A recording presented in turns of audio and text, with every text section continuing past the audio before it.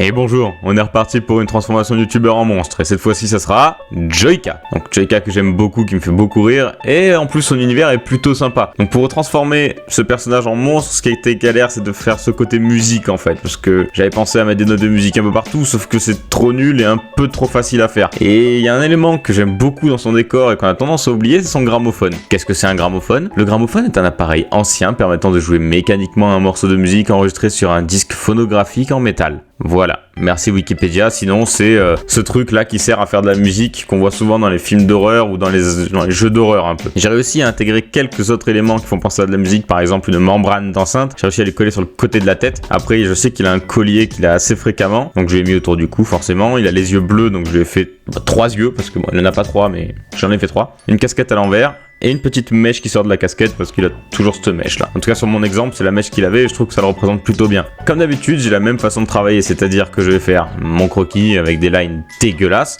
ensuite mes lines propres et après le passage en couleur et où je rajoute des ombres. Pour Joyka j'étais parti dans l'idée qu'il sortirait de son gramophone, au moins ça rend la composition beaucoup plus intéressante et ça fait un peu comme une genre d'araignée qui sortirait de son nid ou d'un cocon en quelque sorte. Étant donné que Joyka fait de la musique, ça fait un peu le délire qui, si on devait trouver une symbolique un peu comme un artiste avec son œuvre, ça ferait genre il représente la musique en sortant par en gros l'enceinte quoi. C'est spécial comme interprétation mais je trouve ça cohérent. Il y en a ils vont gueuler dans les commentaires parce que j'ai écrit Joyka sur la base du gramophone et je sais qu'il n'y a pas écrit ça normalement, mais c'est un peu de la triche comme ça, les gens vont se dire ah, il y a écrit Joyka, c'est forcément Joyka. Et c'est plus simple pour moi, et en plus, ça m'arrange. Après, s'il y en a qui veulent gueuler dans les commentaires, faites-vous plaisir. Au moins, ça augmentera mon référencement. Ok, bah là, du coup, on attaque la phase de détail, donc c'est le moment où je vais rajouter plein de petits granules, histoire de faire une texture sur la peau. Si on fait un dessin et qu'il est tout plat au niveau des couleurs, au niveau de la texture et tout, ça fera moins réaliste. Même si là, ça reste un style très simple, cartoon, avec des gros traits, le fait de rajouter ces petits détails rend la chose plus crédible. On approche de la fin de la vidéo, donc j'en profite pour vous dire de vous abonner à la chaîne. On est déjà plus de 1000 et je trouve ça incroyable. On peut remplir plus de 2 grandes salles de cinéma, ce qui est fou, genre.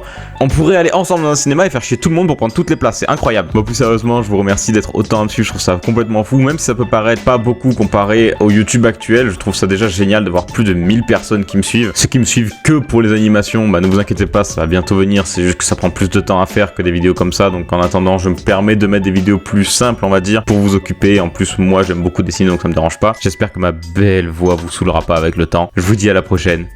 Bisous.